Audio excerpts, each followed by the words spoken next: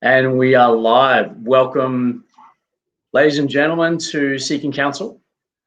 For those who don't know me, my name is Jason Blewett. I'm the founder of the Primal Man Project, and tonight I am interviewing my good brother, Andrew Brown. Hey, brother, how you doing? Good, thanks, Jace. How are you, mate? Very good, man. Very good. So I'm going to let Andrew introduce himself in a minute. But Andrew, if you want to just check that you're online for your socials to make sure we're broadcasting through. I'll give a little bit of a frame up of what the program's about and what we're trying to achieve tonight. So for those who haven't seen the program before, Seeking Counsel is an interview series where the tagline is knowledge speaks, but wisdom listens. So my objective here is to find men of impact with wisdom to share. Andrew and I met at a personal development workshop not too long ago, and we've gotten to chatting, and there's an incredible story that Andrew has to share around the journey he's had to the highs and lows, and where he's landed now as a man who is really a stand for wellness, and specifically as it relates to the work that we do in the Primal Man Project, really supporting men.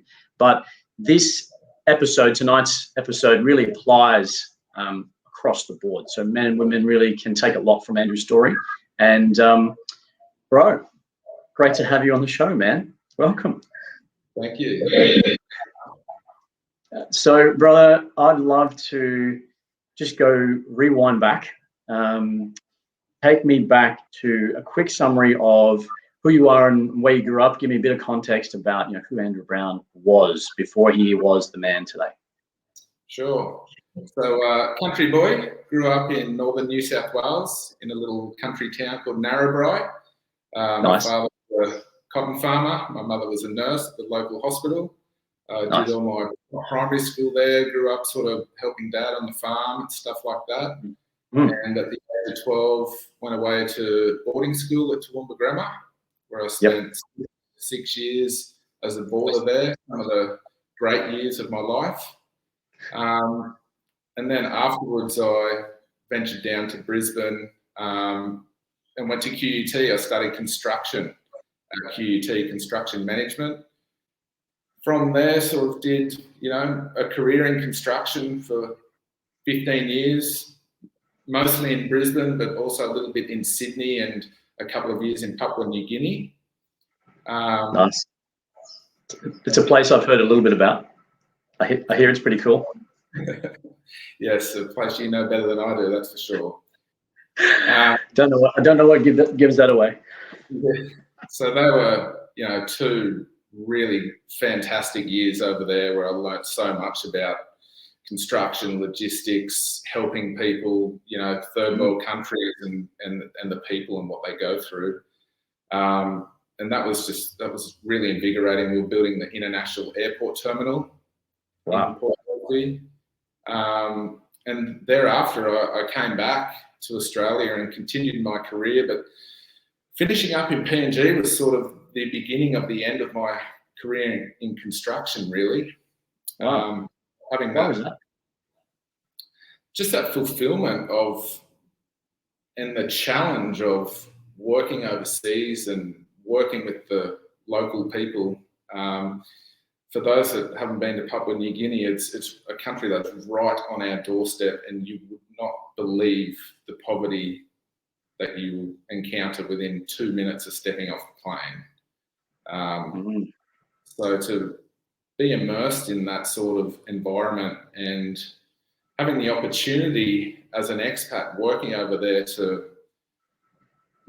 build a local national workforce, train them up, upskill them, work with them, and we were building the international airport. So, it was a landmark project for the country, not to mention the guys that were working on it with us. They were, it was such a privilege to be a part of that experience and their training, and to see their pride in, being involved in that. Then, I made my way back. How did that, just before you jump across, I think it's a really interesting comment that you make, that it was the beginning of the end of your career in construction. How did that experience change you? I guess over there, I realised one of the main things that drove me was helping people. That fulfillment, that genuine fulfillment in your career isn't the building you build, or the challenges, the day-to-day challenges of project managing. It was actually looking at what these people are getting from it. We had at our busiest periods, we had over 200 nationals on the job site. I think about 80% of them would not have had running water or power at their residence. Wow. Literally, I mean, you're from there. Literally, the villagers down, sheets of tin under the tree, makeshift campsites, effectively. Walking, they would pick up the bottles of water, the empty Coca-Cola or water bottles or whatever it was from the bin, take them back to the village, and they might have 5K to walk to collect water. So I guess being a part of their life by living over there for a couple of years and getting a deeper understanding of what they go through on a day-to-day basis, not just turning up to work, doing a job, going home, back to the family where you flick the TV on and throw the meal in the microwave. It's a, it's a whole nother ball game for those people. And it was just an honor to be a part of it. So that would have given you a pretty strong contrast compared to the experiences that you have. I hear people talk about going to Bali for the first time. For a lot of Aussies, that's the first exposure people would have to, the developing world, and where people, by our standards, live in very simple, almost, just poverty-stricken context. But what did you notice about the people? They're so happy. Yes. That is the most striking thing about the people. They are so happy. They've got nothing, but they are so happy. Yep. It's universal. Any of the developing world, so Southeast Asia, obviously I grew up in PNG, anywhere I've traveled, overridingly, the people with the least are the ones that I have seen appear to choose to be the happiest. Yeah, definitely. That was really striking about being over there, for sure. What impact did that have on you as far as where you wanted to go with your life? Well, I didn't realise at the time. It wasn't until I got back to Australia, had a milestone project under my belt. I'd finished up with that company because the only option was to continue in PNG, and I'd had enough by then. So it was coming back and getting immersed in projects again back in Australia, and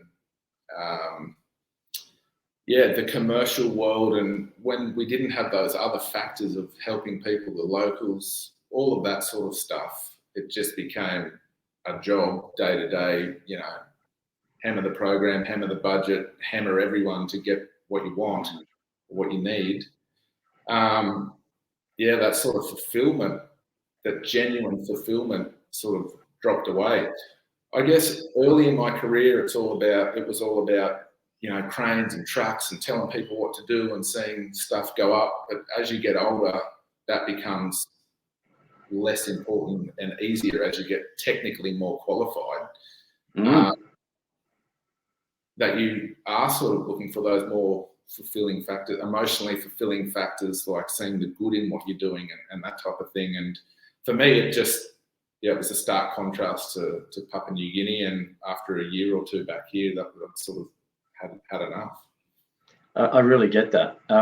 One of the things I'm clear about when I'm doing work with men in the Primal Man Project is we, as humans, we were designed to contribute to something bigger than ourselves. A lot of the anthropologists and the evolutionary biologists will tell you that the way that our human brain is designed and the way that the reward centers in our brains operate with people is that with other people is that when we get to contribute to something that's something other than ourselves, when we get to become a part of something, it actually activates reward centers that are not available to us just working on ourselves or working for ourselves. And it's one of the sad realities of Western life is we don't have opportunity for contribution as readily as you do in the developing world. And I actually think it's a big factor for happiness, is that we are not born into context where we're contributing. Yeah. Generally, we're born into small families, talking about Anglo-Saxon people generally here. in the Western world, developing world, we don't have tribe. And for people who don't really know about the work that I do in Primal, it's about helping find the things that we were as men, particularly, is my focus, and bringing back parts of that. And one of the things that shows up it shows up consistently with every man that I work with. I am a coach. And so when I speak to men like you, but before what you've done, if I'd met you, when did you open City Cave? 2018. 18. So if I'd met you 2017, you'd have been a classic man that I work with. The guys that say, I just need something more. And it's really cool to see someone on the other side of that journey who's now taken that step. Really, what it brings home for me is it's proof of what I already believe, which is people who are making contribution to something are generally happier and more fulfilled in life. Something else, as you've been talking, is the importance of team sport as well as a youngster.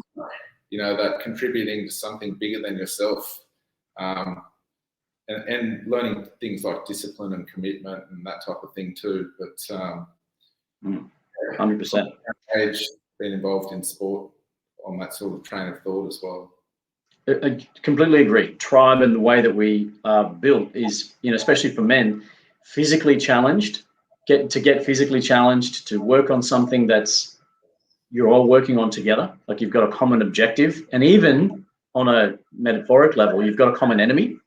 Yes. Studies show that people who have work tasks and they put them into different rooms, and it actually applies more to men, right? So they had one group in one room and they couldn't see the group in the other, and they said, you've got a task and you need to complete this task. And the scores they got were X.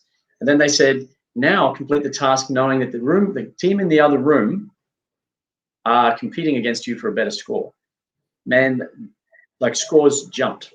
The guys really pushed hard. Didn't apply to women. The study showed that the women did not respond competitively inter-team. What women did was they responded competitively intra-team. So the women who were in the same room were the ones that they were competing with when they asked and surveyed them afterwards. So I 100% agree with you, and I get that we as men, it applies most. So yeah, it's cool. I want to come back to your story. So you've come back from the PNG experience. You've contributed to this milestone project. You've gone back into the grind. You're building stuff, and it's just life is moving. Where does your journey take you from there? So this is 2016, 17. Look, I came back. I got a job straight away. Immediately was dissatisfied.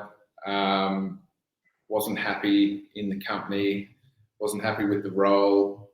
I made a change to somewhere that I genuinely did like.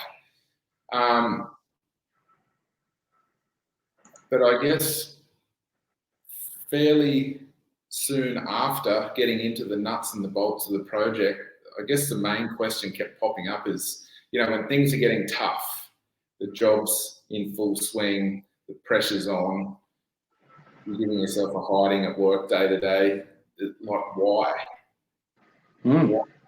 What's the why behind, why am I doing this? What's the genuine reason I'm getting out of bed to put everything into this? And it really wasn't there. The genuine purpose just was lacking.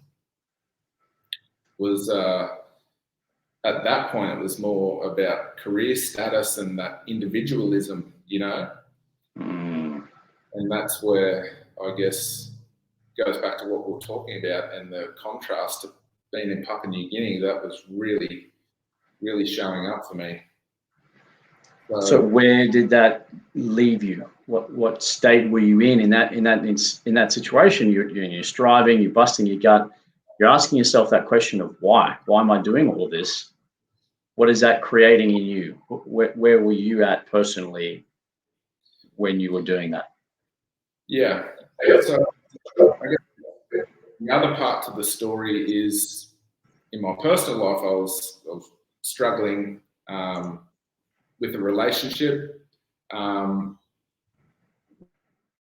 It eventually came to an end as the project was sort of in its final 5 to 6 months. So on a personal level, I was really strung out.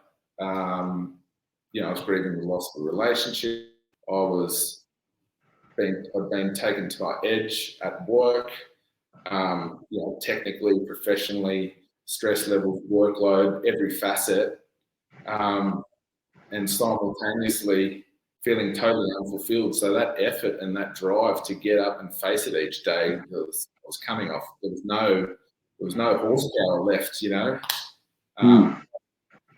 So, look, I started thinking about career change, life change, reinventing myself. What have I got to do? How do I get out first? That was the first question. So how was it actually showing up for you, in a sense that you were in the struggle, in that challenge? What did that look like? If I was to observe you in what was going on for you. Oh, look, depression starts creeping in. That struggle to get out of bed, that struggle to be happy, that struggle to connect with people, that desire to want to isolate yourself.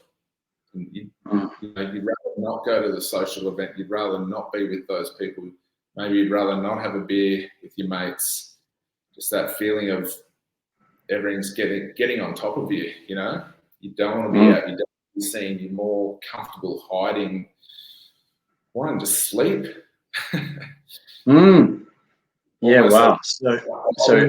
So isolating from family and friends, withdrawing from your social circle.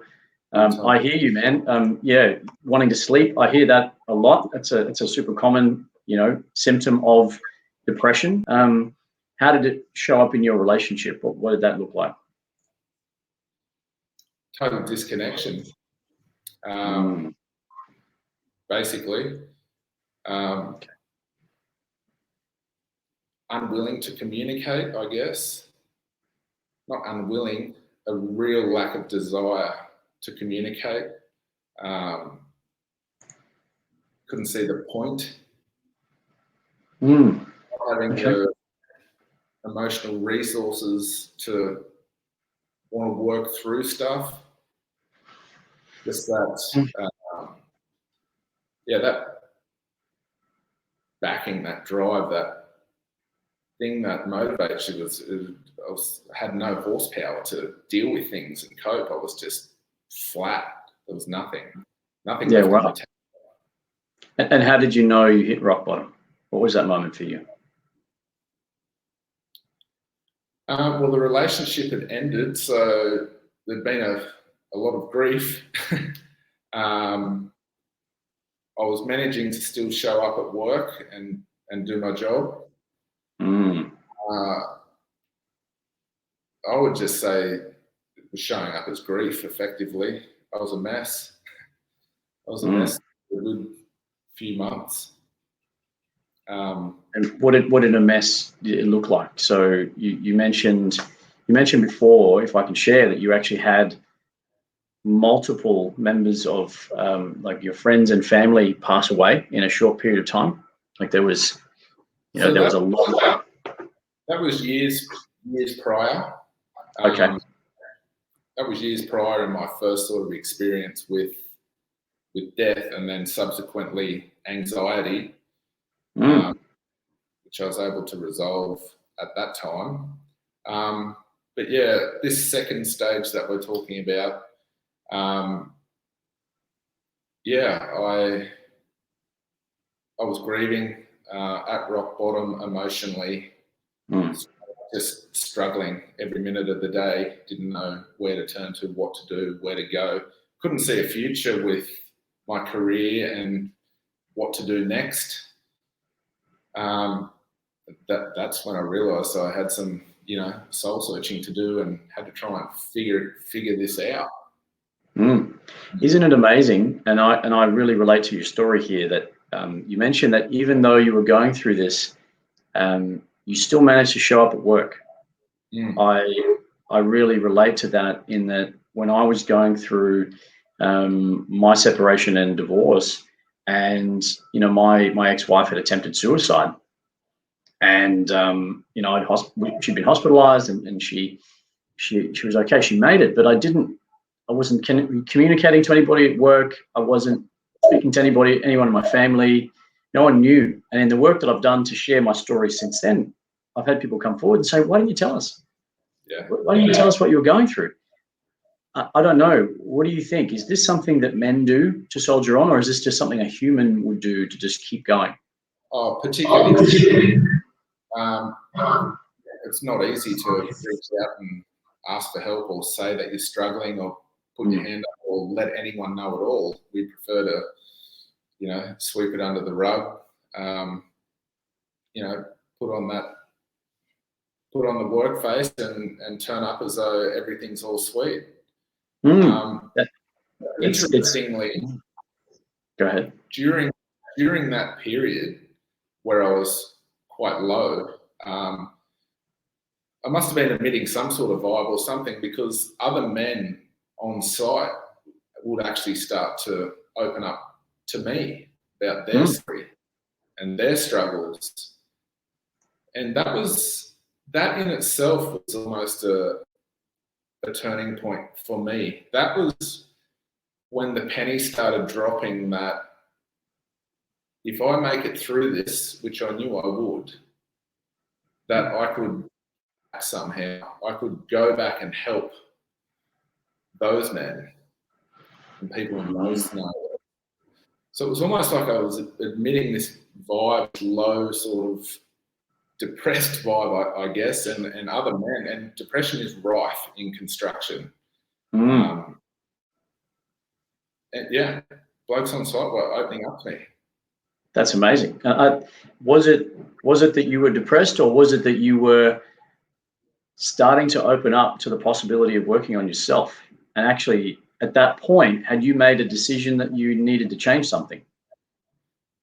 Yes. 100% made a decision to change. Yeah. What impact do you think that had on the? Sorry to cut you off. What impact do you think, once you made that decision to change, what impact do you think that had on the energy that you were giving out? You know what? I remember distinctly, I made a certain decision one day about what I was going to do with my life.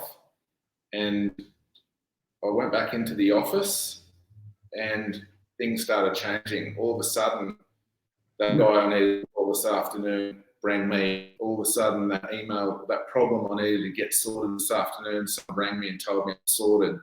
And little thing, I was like, hang on, what's going on here? Things already are starting, there's a shift ever so slightly already. It's like once I made that positive decision, just the tiniest little things started to turn. Tide started turning. Yeah, on a micro level. What was the decision that you made? I decided I was going to leave the relationship that I was in at the time. Okay. Wow. I've been contemplating it for months, not knowing which way to go or how it's going to go. And then I was getting some help around the issue. And when I said, righto, that was the day that some tiny things started to shift. Wow. That's amazing. So I have a belief that, and they teach this in a number of the different programs and courses and plant medicine experiences that I've had.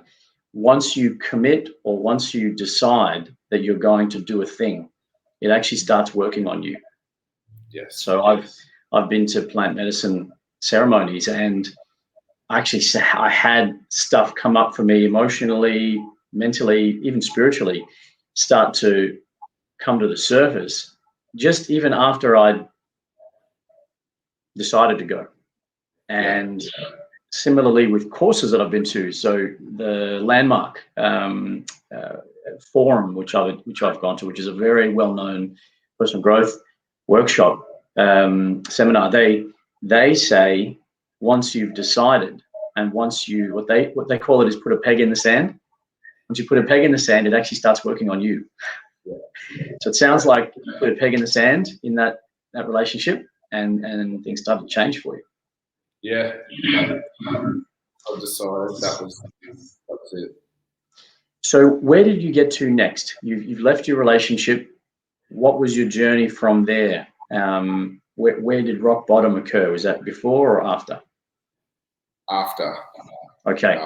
So you left the relationship and things continued to deteriorate for you. You know, you talked about being in grief over that relationship. You're at rock bottom. Yep. Tell me about the turning point.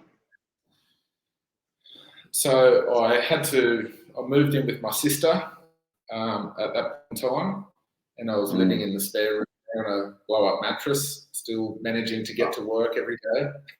Yeah.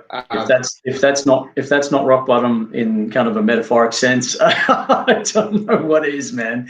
Sleeping on a couch or blow-up mattress on the floor, that's got some pretty strong symbolism, hasn't it? Yeah.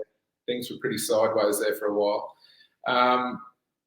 And like I explained about people starting to open up to me, and I started having the thought, well, when I get through the other side of this, is people need help in this space that I'm working. I can do something to give back. I was looking for a career change. Health and wellness was popping up. And then it was actually my sister, who obviously knew I was struggling. She shouted me a voucher to City Cave for a float and a massage. There you go. The boys had just opened up their second store at Paddington, which was just down the road from her place. Mm-hmm. And I had this voucher that she bought for me for a float and massage, and I said, "What the hell is therapy?" And she said, "Oh, go down and check it out." So amazingly, I still look back on this story and I'm just gobsmacked with how the sequence of events and how it unfolded from there. But I arrived at City at Paddington for my first visit, and get handed a cup of tea with a float. And I'm sitting out on the balcony with this dude, which happens to be Tim Butters, from one of the founders of City Cave, and we're having a good old chat about float therapy and stress in the world. And he's ex-construction industry as well, so we sort of got talking about that. And so I had my first float massage, and I started doing a meditation around that time as well to sort of cope and get through the tough period. So the float was just sensational. It was like a forced meditation, if you like. And then from there, as I thought harder and harder on the career change and about getting into health and wellness, I was getting some counselling at the time as well. And I thought, there's something there. I could get into this space, potentially help give back to men. From there, I finished up a project. I'd been to South America 4 or 5 times in my life, and it's a continent I've travelled all over and absolutely love. But I decided I needed a healing mission, a soul-searching mission, something that was going to be the fork in the road of where I was at that point in time. And from previous travels in South America, I was aware of these retreats in Peru, where you can go into the jungle, you can go to shamanic ceremonies and things like these. And this is the plant medicine, so you're talking about ayahuasca ceremonies? Yes, ayahuasca ceremonies in Peru. Yep. So a guy I shared a hostel with in South America 5 or 10 years prior, he had just come out of one, and we were in the same room for 4 or 5 days, and I was just fascinated by his story and what had happened at the retreat and the trajectories, life had turned on. And it's something that really stuck with me. And then over the years, it popped up time and time again. I'd read it in a book, or I'd hear someone else talking about it, or I'd see listen to a podcast, and you almost can't get away from references to it. Joe Rogan talks about it, a lot. It's in the public space a lot, isn't it? Yeah, it is. It is.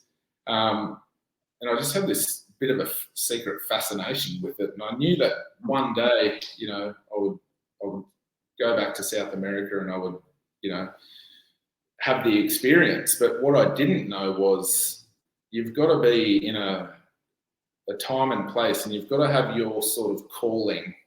The medicine has to call you. Yes, you have to be summoned in a way.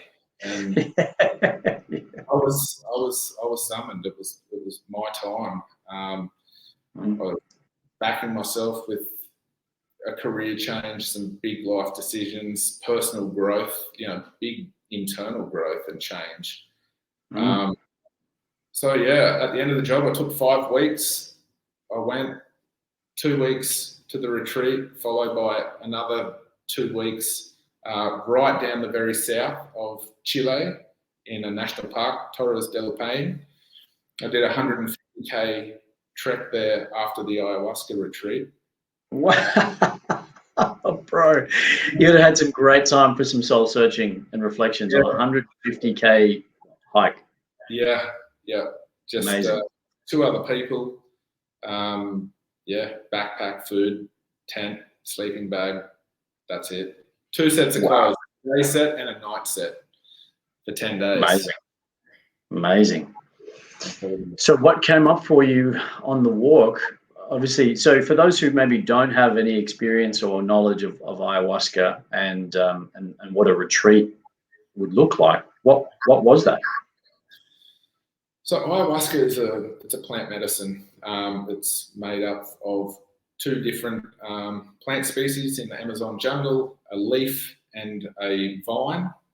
Essentially, it's a practice and a ritual that has been going on for thousands of years in the indigenous cultures in the Amazon jungle. It's a sacred plant medicine. It's very serious business. Basically, I was at a retreat for 2 weeks. There's almost like a month-long preparation. So it's a very strict diet. There's no sugar, no alcohol, minimal oils, vegetarian essentially, or as vegan as possible for the month leading up. The week leading in, there's no sex or masturbation. You're meant to hold on to all of your personal energy for a week after. So we arrive, we go into the retreat. We're in the jungle. There's like cabins everywhere. There's probably 20 people there. For just 2 weeks. The jaguars just cruising past, just middle of the jungle. Floss and chooks, everything around us. And you're basically there with 20 people from all over the world who are the same as you. They're not hippies or deros or, not that everyday people like you and I talking here now that have, had the calling and they're looking for change. They're trying to find that thing. And so we all arrived there. We're all paired off in our bungalows, and we did a ceremony every second night, which goes from about 8 p.m. Through till the next day. You sleep in the room, but the official ceremony goes from probably 8 p.m. through to midnight, or maybe 1 or 2, depending on what's happening in the room. And it's led by a shaman. So shaman in Peru typically come from it's a family tradition. They come from a long lineage of other shaman through their ancestors. We're connected to the plants and the spirit world, and they facilitate the ceremony, the giving of the plant medicine. And then when the ayahuasca starts taking effect, they actually sing their healing. They're called icaros. So they sing these healing songs, and it was just absolutely phenomenal. There's no experience on earth like an ayahuasca ceremony. Wow. And so what was the experience like for you? What did you experience? So there's really no language that can describe what you experience. There's no words. You can't frame it in a conversation, the details of it. But the essence of it is, it was so healing, so soothing. You can have out-of-body experiences, out of like non-human experience. You can go to different realms of the universe, if you like. But I guess the truth that came out for me is like the universe has got your back. If you have good intentions and have made a positive decision and are going to go for something, that's all you need. The universe has your back. That came up it was overwhelming for me. And ultimately, that's what gave me the confidence to make the career change, to get into CityCave, to buy the business. That was in its absolute infancy. The only other stores that the founders owned and operated themselves back then. And that sort of faith, I guess, was born out of those ceremonies in Peru, for sure. Wow. I know a lot of people in Australia have, great curiosity about ayahuasca as a plant, and I've certainly heard a lot about the South American experience, and there are people here in Australia who are doing this. I just want to make a comment at this stage that, just acknowledging this is not an endorsement of something that is not legal in Australia. I understand that it's legal in Peru and in places in South America, that it's part of a religious ritual and sacred process that is legal over there. But I assume it comes with some significant risks. We've heard stories of people who've gone to South America and died from those retreats. I understand it's very rare. I understand that very few people do have that experience, obviously.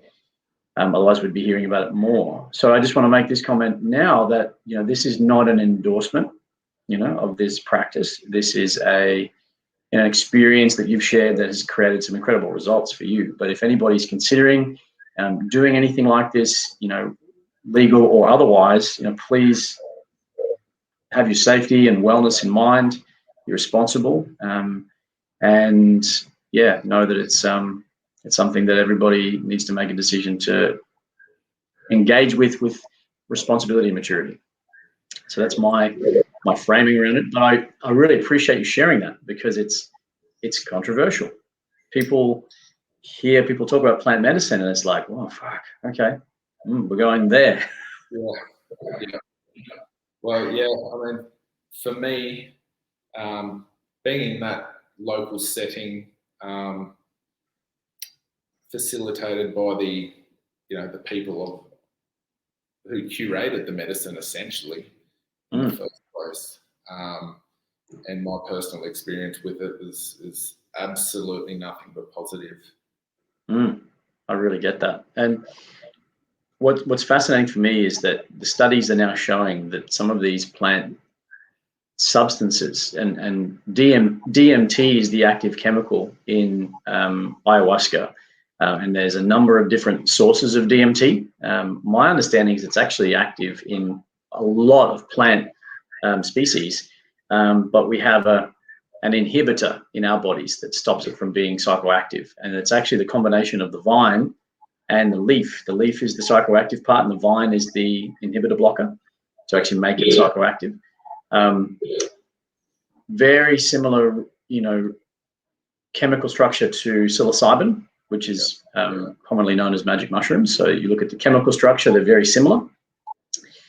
my understanding is that the research is showing incredible results, medicinal, demonstrable, studied results that say that these plant medicines actually achieve phenomenal healing outcomes for people with PTSD, with treatment-resistant depression, with chronic anxiety. There's actually a documentary on Netflix called The Last Shaman about a guy. Have you seen it? No, I haven't seen that. It's a great one to look. I think you'd probably relate to a lot of the experience, but for those who maybe haven't had any context into it, it's a great chronicle of a guy who's tried all things, all the Western medicine to treat his depression, anxiety. I think he actually had bipolar, quite severe mental illness. And modern medicine had basically written him off, and he was at last stakes. There was nothing else really for him to do. And he went and traveled to and stayed in South America, stayed in the Amazon, Peru or Brazil, I'm not sure. And yeah, just an incredible story of healing. He actually achieved some just miraculous change to his mental health. Yeah. So for me, I'm really excited about the possibility that these healing modalities are taken out of the demonization box. You know, this prejudice that governments have historically had against psychedelic, you know, and plant medicines, putting them in the same category as heroin and crack. It's a class 1 drug, you know, psychoactive psychedelics in the same category as opioids, Yeah. which have, you know, massively addictive qualities. You know what happens when they give psychedelics to rats? No. They only take it once. They don't take it again. Yeah, I can certainly believe that. If they give them cocaine, they'll eat the cocaine instead of the food. Mm. If they have a choice between, if they have a hole that comes out, and they're like, you can have cocaine or food, and then they both go away, they'll have the cocaine every time until the rat dies. But if they have the food or psychedelics, they trip balls just once. Yeah. And never again. Yes. So anyway, just, you know, I'm pretty passionate about the therapeutic potential for some of these, you know, plant medicines that they're now rediscovering. In the 60s, it was a thing. They actually studied the results of psychedelics, and they were on the way to discovering how helpful it would be for people with mental illness. Yeah. So, you know, my personal view is that there's great potential here. Yeah. So you had, sounds like a phenomenal retreat. You had an incredible experience. What happened then? Yeah, so I left the retreat and I was headed for the trek. I was flying down to the opposite end of the continent. I was flying south. I had one night stopover in Santiago, Chile. And, you know, I'd been in the jungle for 2 weeks, so I had no phone reception, was totally offline. And I jumped online for the first time that night. And I opened up Instagram and I see City Cave releasing franchises. And yeah, it was absolutely incredible. It was like divine intervention. It was like I'd been struck by lightning. It was like when I saw it on my phone, after everything all the intention I'd put into change and opportunity and everything at the retreat, when I saw that, I just knew. I knew in that moment it was me and I was going to get it and I was going to do it. Instantly, I did not sleep that night. I could not sleep. I jumped on Instagram. I messaged him. I messaged Jeremy on Instagram. I think I wrote him an email as well, just any form of communication that I could put out there that night before I was offline again for another couple of weeks. And I couldn't sleep that night. I knew it was perfect. Wow. So did you hear back from them at that stage?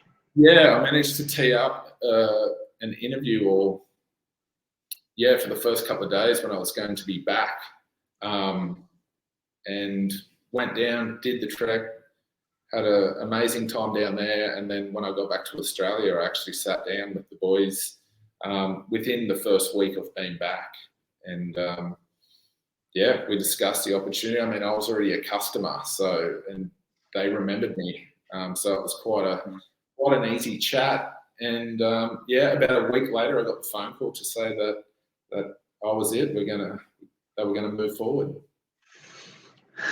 Talk me through that moment. When you saw that franchise available, what is it that you'd experienced, and how did that make you so certain?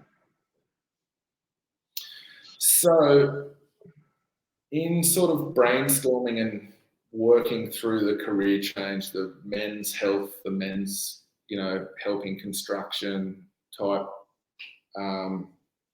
theory I was on, I'd already been a customer, and I thought they really had it nailed. I thought, if I go in and try and open a shop similar to serve like a self-help place, sanctuary for men, it's half the market. I thought, City Cave have really got the model.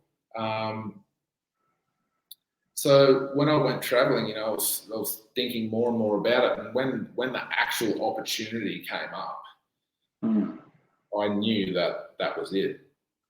There was no way I could try and replicate what they were doing without being them. And this was just a means to getting on board with what they were doing. Everything was there. How much of what you went through in the plant medicine journey was present for you when you made that decision? Well, the overriding thing I got from the retreat was to have faith. If you've got good intention and are making positive decisions, positive steps in the right direction, just keep walking. Just despite if you've got that intuition that you're on a good thing, just go for it. That's what's coming up. Just keep stepping forward, keep walking into the dark, and you will get there. It's got your back. I love that. Just keep walking into the dark. Yeah, just keep walking into the dark. You're backed by a force bigger than yourself, bigger than the earth we know. Yeah, wow. Say that again. You're backed by a force bigger than yourself and bigger than the earth and this reality that we all know. There's something else at play out there, and it's got your back. So I love that. Good thing, your intentions are well aligned. Just go for it. I love that. I love that so much, and I love that the synchronicity and the serendipity of the story. The fact that you were sitting having a cup of tea. That you circle back, and when I wrote the bio for the story, I just love that. I love that full circle. There you are having a cup of tea with these guys, thinking, what a cool concept. This idea that you can have a sanctuary in the middle of an urban environment. In a way, it's actually returning to what we would have had in our natural lives. Again, it's really aligned with the philosophy I had in Primal. Is we would have had swimming holes, we would have had the natural environment and creeks and streams and water bodies, and our homes where we live, because of the way that our ancestors were, we would have based around natural locations for respite and for peace and recovery. And ancient cultures, traditional peoples are full of healing modalities. There's beautiful Aboriginal traditions of something very close to Reiki healing, where there's a belief that the ancestors and your spirits are actually working on healing you. And they have locations that are supposed to be and are sacred and very powerful for healing. And what are we doing in the modern world that replicates this idea that we have sanctuary, that we have place for sacred healing? And in a way, City Cave is that. It is the modern take on a sanctuary and a place for healing. Yeah. Definitely. The emotional state of City Cave is a testament to that. I really found it so beneficial for my own healing processes, I guess, grief, meditation, coming to terms with things, trying to manifest a new reality, a new way forward, all of those sort of thought processes and emotions, and working through that type of stuff is when I was at that crossroads in my life, is when I found that environment at City Cave. And yeah, to be able to get on board with that at a, you know, only effectively a month or two later was not an accident. yeah, exactly, not an accident. There are powers of yeah, phenomenal. So you've gone on your trek, you came back to Australia, you sat down with the guys, they gave you the green light to open up your store, open up the franchise, and that was when? So that was, I opened the doors at City Cave Mount Gravatt in September 2018. So I got back from overseas in March, and by the time everything sort of got to the point of opening the doors, it was about 6 months. Wow. Before we opened the doors, but yeah. So what's been your journey since then? Oh, I've never been happier, never been better, never been healthier, never been anything. My life is amazing at the moment. So we've got a beautiful fiance. We would be married if it weren't for COVID.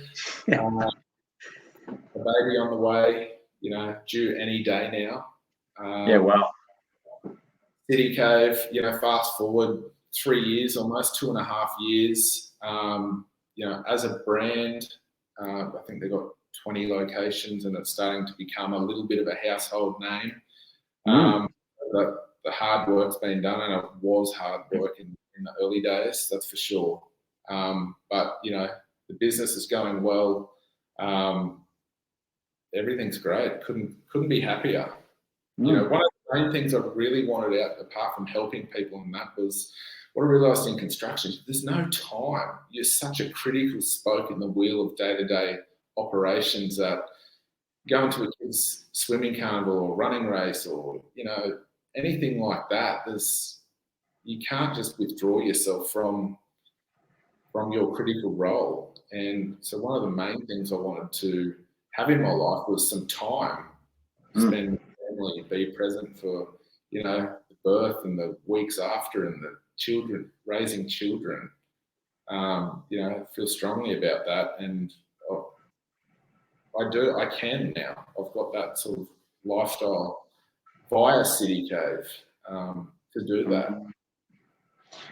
I certainly relate to that a lot. You know, starting my own business in the last 12 months and realizing, despite the fact that I'm working really hard, there are moments when I go, wow, I'm at the gym and I'm, you know, sitting in the massage chair and I'm you know, doing the stuff to look after myself, and it's 9 o'clock in the morning. Yeah. I don't have a meeting until 10. You know, I've got stuff going on into the night, but you know, there's the flexibility that I get to have, and my partner's beside me and we're sitting in this chair, and I'm like, wow, okay, this is the freedom that making my own decision to follow my own purpose has given me. Yes. It's that flexibility, it's the choice. Yeah. Really, you know, the work's not any easier. And the risk is actually greater in some respects, but the reward is there, and yeah, with the flexibility. I mean, if you love what you're doing, you don't work a day in your life. That's the saying, isn't it? And I certainly don't feel like I'm working every day. I just love what I do, and you know, the hours are long, but you got the flexibility to cut your day up. You can go to the gym at lunchtime if you want, or that type of thing, and that's what I really love. How does it feel now to be a part of something that's creating healing for people? Amazing. You know, what we discussed earlier about being a part of something bigger than yourself, I really feel that with the brand, with the boys, with head office, with everything that they're doing. They're in New Zealand, going overseas. There's multitudes of sites opening this year, and I'm just so grateful to be a part of that. and responsible for contributing my part in the greater scope of what's going on. How do you feel personally, when you're interacting with people, customers who are coming in? What's that experience like to be part of to be part of offering a sanctuary for healing? I love it. I still work at the front desk one day a week, and that's critical for me. That's my way of A, having the finger on the pulse, but B, staying connected to the purpose and the passion of why I got into it in the first place. And that is, the customer who walks in the door is not the customer who walks out the door. Literally within an hour or 2 hours can turn someone's, in my case, as a customer, to turn their life around. That really is not, it's not an exaggeration. I really get it. I really do get that, and that's you are almost a poster child for what City Cave is about. I'm just realizing that how, you are the epitome of the good news story, that it is to have a deeply healing therapy available to people in a city where you can't get out necessarily as easily into nature and find the kind of places that we would have in our early history and our ancestors would have had. We get to do this thing. And discovering that's changed your life. Yeah, 100%. I love the idea that you don't have the same person walking in as walking out. Yeah, I mean, we see it every day, particularly new customers who have never been to us before. Often you greet them, you've got to soften them up. They're in off the street, they're from work, come out of a stressful meeting, whatever it may be, traffic jam on the way. And just to follow their journey through the centre for an hour or two and watch them come out, and like 20 kilos has been lifted off their shoulder, big smile, they're so full of gratitude towards you and everything that's happened that day, and you've made their day or potentially their week or even their life. Not even exaggerating. So, and that's what it's all about for me. It's that giving back and positive relationships.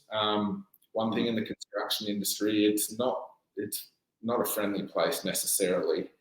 There is camaraderie and all of that with your own team, but it's a hard-nosed contracting environment for the most part. And that can, particularly if you're in a leadership role, that can really weigh you down over time, where constant negative interactions, it's not going fast enough, it's not cheap enough, it's not good enough, do it again. All of that all day, every day.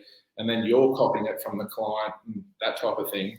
Then to go into a business where you're giving people a great experience and making their day, just to be a part of that all day, every day, those interactions, it's so satisfying.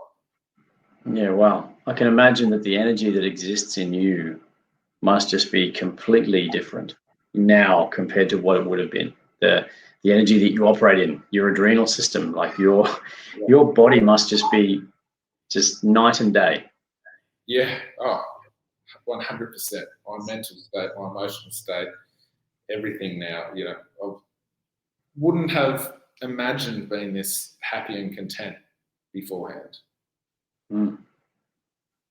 There's a beautiful story that I've heard and told before about the Maori people of Rarotonga, Maori people of the hot springs. Not Rarotonga is a different place, but I think there's a region in New Zealand. If you know the name, help me. But it's they have natural hot springs, and part of their history was that when they would go to war, they would come back, and rather than go to the tribe, go home straight to the village. They would actually stay in the hot springs, and they would go for healing. And the women of the village, of the tribe, would come up and meet them, and they would wash them and wash the blood from their hair, and they would sing to them. And these were warriors, men who'd been to battle, and the men would emote. They would cry and grieve for the loss of their of people that they'd lost and people that they'd had to kill in the battle. And sometimes they'd stay for days and sometimes weeks in this place of healing. And when they came home, they were different men. They'd returned to themselves. Yeah.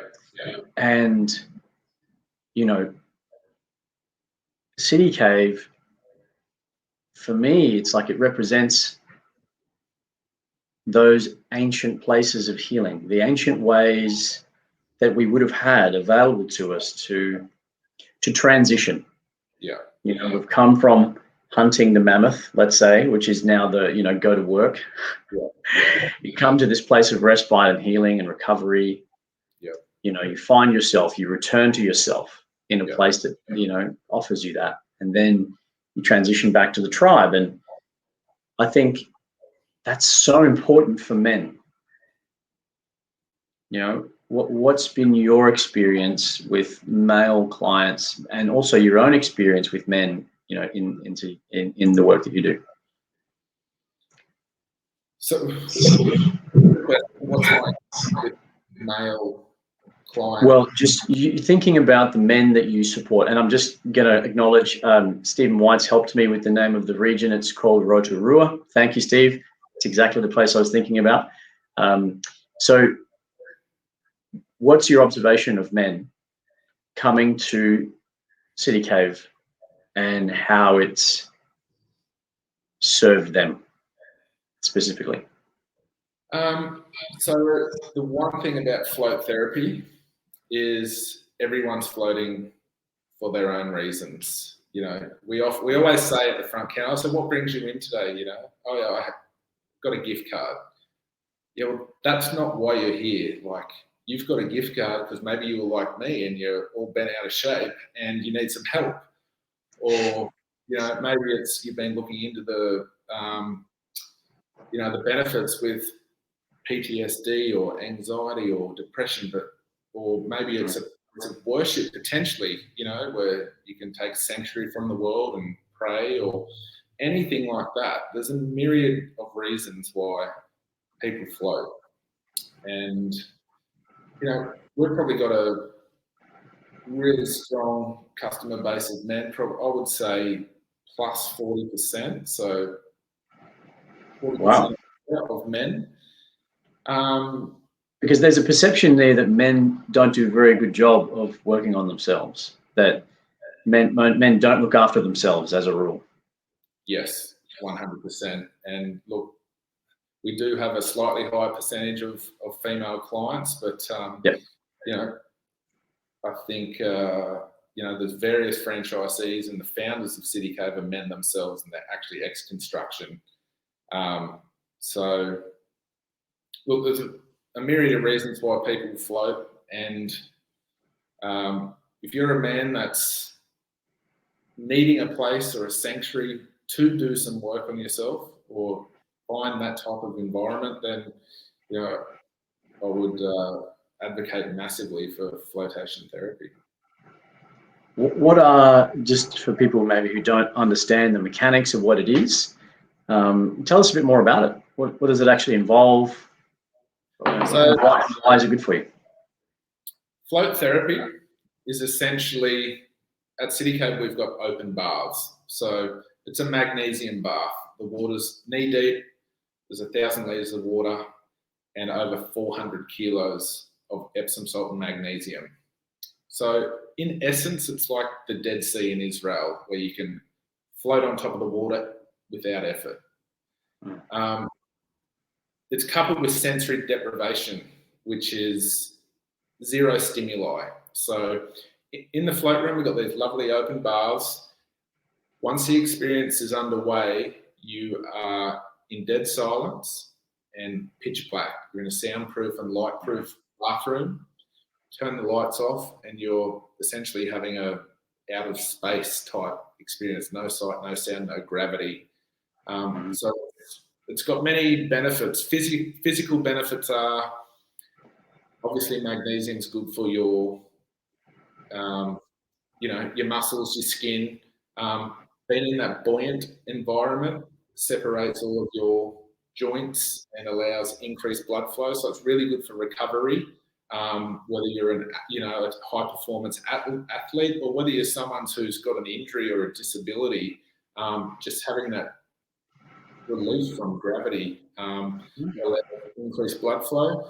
On the mental side of things, it's just a total cut off from the outside world. You cannot see your hand in front of your face. It's pitch black, dead silent. It's an opportunity for you just to escape from the world. And it doesn't matter what your emotional state is, everyone can benefit from slowing down from the modern world. You don't have to be grieving or working on yourself or anything necessarily. We are so overstimulated. We've got phones going on, WhatsApp, your mate's footy tip and comp, bing, bing, bing, 100 emails at work all day, every day. We are on. And it's just about taking the time to connect with yourself. So it's an hour in the room like that. And then City Games place to chill out after, stick around, cup of tea, have a chat, friendly staff. Just take the time, take the solace. The sanctuary element of it for me was really powerful. This idea that we can create space for ourselves to, and again, my work is focused on men, so my advocacy has been, in my assessment, that men don't do this. We don't take time for ourselves. I believe women generally have a better practice of self-care than men do. Yes, and I think that's reflective in your customer percentages that you mentioned, 60-40. Women will generally have a beauty-related self-care practice, nails or hair or, other things, getting a facial. Men don't have an equivalent. Probably the closest thing that men get to self-care is getting a haircut, every few weeks, which is cool, but it's not a float. It's not a massage. It's not a, you don't get a mani-pedi level of love when you're getting a haircut. Going to the pub for a couple of beers, usually winds up at 3 a.m. finish or something in 1,000. Yeah, definitely. And look, I know this also applies to women. I know there are some great, women in the community, the tribe that I'm a part of that would work just as hard as any man and would probably be in the same category of needing to work on themselves. And actually, I posted a story of coming to the City Cave, and a woman that I saw, a week or two later said, "Hey, after you posted that, I went and checked it out and had a great experience." So I think it applies just universally. Yeah. But, obviously being the work that I do, I'm focused and passionate about helping and supporting men to create that space for themselves. When I was not long ago working really hard to create a new program that I'm running for men to help find purpose in their lives, I was working day and night, and I did an inventory of where my priorities were, and contribution to the men of this program, the business and the profit that allows me to sustain it and stay working in this space. My son about third on the list, a partner, fourth or fifth, and then I came sixth on my own list. We often always last, don't we? Yes, absolutely. I just want to say, Tim Butters said you're a legend, Roo. So you've got a fan online, just a comment to anybody watching who's still online with us. Drop in some questions into the comments if you have any questions for Andrew or myself, or anything that's come up during the program. We can come back to. We're going to continue to chat here until we're complete. But drop us a question. If you're watching. But I wanted to, draw the analogy to this idea of men looking after themselves. And, you and I are working on this exciting, I suppose, opportunity to promote to the men of your audience and also to promote to the men of mine the benefit of working on yourself with different modalities. And the idea that if you've got an hour to spare, go and do a float. If you've got a day to spare, take that principle of working on yourself, take that principle of recovery and restoration and something challenging, and actually get out of the city, go and do something really adventurous and exciting. And I'm really clear that, again, men need time away from the tribe.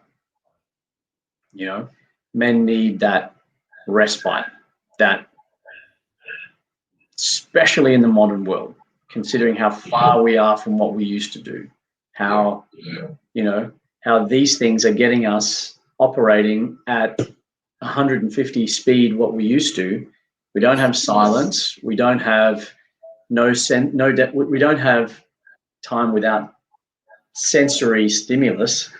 So it's like you're taking effectively the opposite of what men are living day to day. And giving them the opposite of what they'd be experiencing. I mean, if you think back to our ancestors, or even at the level of stimuli we were exposed to back then, I mean, the multiplication factor must be 1,000 or 10,000 fold. Not only back then, we only had to communicate with the person in front of us. Now we've got it coming from 100 different angles at once. Not to mention the speed of the modern world and technology and all the rest of it. It's insane. So making it a priority to get away from that is critical. I really get that. Yeah, definitely. And it's a big part of the work that I do. You haven't come on the Sharpen the Spear retreat yet, but I get that you were scheduled to come with me, and obviously little one on the way. We can't take you away for a day off the grid in case somebody arrives without you expecting. But the idea that we can take ourselves away for a day, go off into the bush, use that opportunity to reflect, find the silence. It's interesting how many things that you do in your sensory deprivation float experience that I actually create for men on the retreat. So the spear incorporates silence, solitude, reflection, but also physical challenge, which I think is a big part of what we enjoy as men, is to be pushed physically.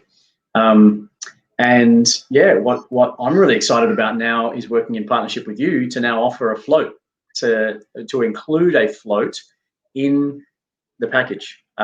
So I've got a question here from Stephen White, who's helped me with our location in New Zealand correction. So Steve's a member of the Primal community, and he said, Andrew, have you got a special first visit float deal for us? And I think. Sure, Steve, that, mate. Not a problem. I'll send something out to Jace after this, and we'll get something out to everyone for sure. If I remember correctly, there was a package that you'd offered for the Primal Man Project members to hopefully take advantage of. So if you're willing for us, we can definitely share that onto the page. Is that something okay? $20 off. $20 awesome. Free.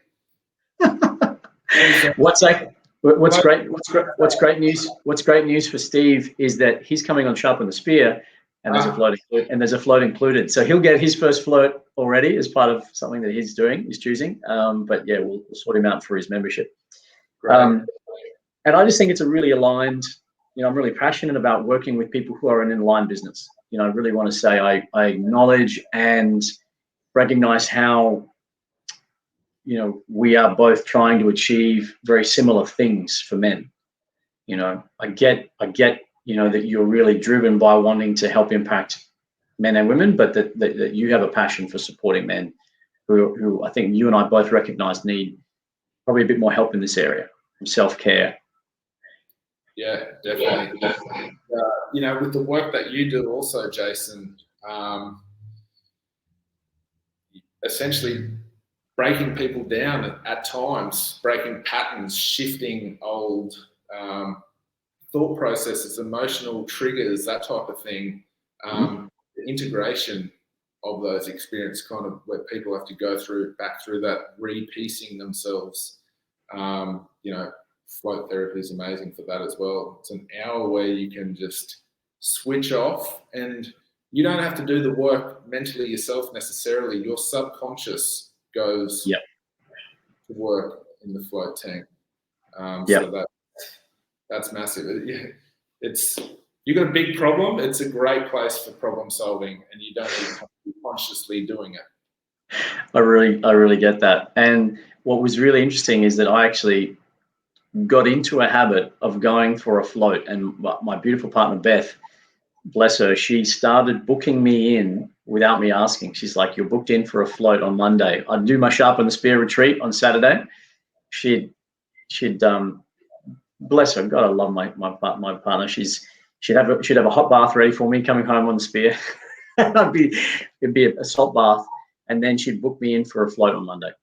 And I'd go in, I'd integrate the things that I'd learned and experienced for myself as a facilitator, and I'd bring home the lessons and the learnings, and I'd integrate that, and it's 100% where I'm really clear that men need to go post an experience like the spear. It's physically challenging and mentally and emotionally stretching and spiritually awakening. So all of those things are supported beautifully by being in salt for your muscles, Yes. being supported with isolation to help you process mentally, getting you that slowdown that you need to experience the emotional stability of processing, and if you're open-minded to that, spiritually creating the stillness that I think is necessary to actually hear what I think my view is silence is the language of the soul. Yeah. And you don't get anywhere more silent than a sensory deprivation tank. Absolutely. Brother, so look, I'm really pumped to be, working in partnership with you to promote, the work that you do, and I'm really, hoping that men who've seen this program on your channels, may align with the work that I'm doing. So there are still places available left for Sharpen the Spear, which is on Saturday, next Saturday, the 20th. So I'm just got a banner there that's just scrolling through to let people know they can still jump on board. We have spaces available, and as I mentioned before, a sensory float is included in the package. That's a powerful day. I'm really clear. It's one of my favorite things to do in the whole wide world. Is go into the bush and take a bunch of men who are interested to work on themselves, willing to change the direction of their lives and create new possibilities for themselves. Get clarity in where they're going, push and challenge themselves to get maybe outside their comfort zone, and then in the integration of all of that, learn what it is to support your own healing and recovery. With modalities like float therapy. So thank you for being open to working together around that. It's something I think serves the people that we are both trying to serve. Absolutely, and thank you for having me on. It's greatly appreciated. It's been an absolute pleasure. Yeah, man, thank you. So as far as how people can find you to support the great work you're doing, City Cave Mount Gravatt. Yep, so we're at 1480 Logan Road in Mount Gravatt. Reach out to us online, Instagram, Facebook, or give us a call. We're open 9 till 9, 7 days a week, so no excuses. I really like that, as far as people being able to come in after work. 1480. 1480. Here was I thinking I was nice and clever, and I was going to chuck that on the screen. The benefit of going after work, I think that's a great opportunity for people to be able to drop in, support themselves. Yeah. And after 5 o'clock, we've got 4 or 5 infrared sauna spots. We've got massage till 9 o'clock at night, and we've got a 4:30 p.m., 6 p.m., and 7:30 p.m. float. So there's no excuses for the late workers. We're still open. Work some less hours, go for a float, and look after yourselves. All right, ladies and gentlemen, thank you so much for all those who've dropped in, for those who are watching this as a recording. Thank you for watching. Thanks for being part of the program. Andrew, I love your work, man. I really love your story. You're a great example of the kind of man that I think that the world needs more of. men who've, followed their calling, followed their gut, created incredible possibility for themselves, and are working to support healing and people becoming better versions of themselves. So yeah, really pumped to have had a chance to chat with you, brother, hear more about your story, and yeah, just looking forward to continuing to work alongside you, man.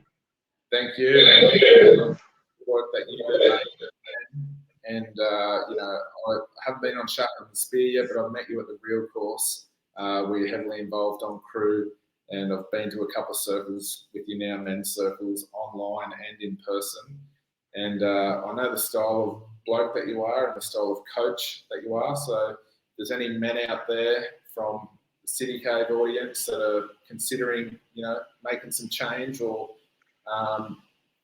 even just taking that first step of investigating, making change, you won't regret it. Like I said earlier, if you're back with good intention and, it's in your gut and you want to do it, you've got the desire, reach out to Jason and he will absolutely help you through that. You'll be supported all the way.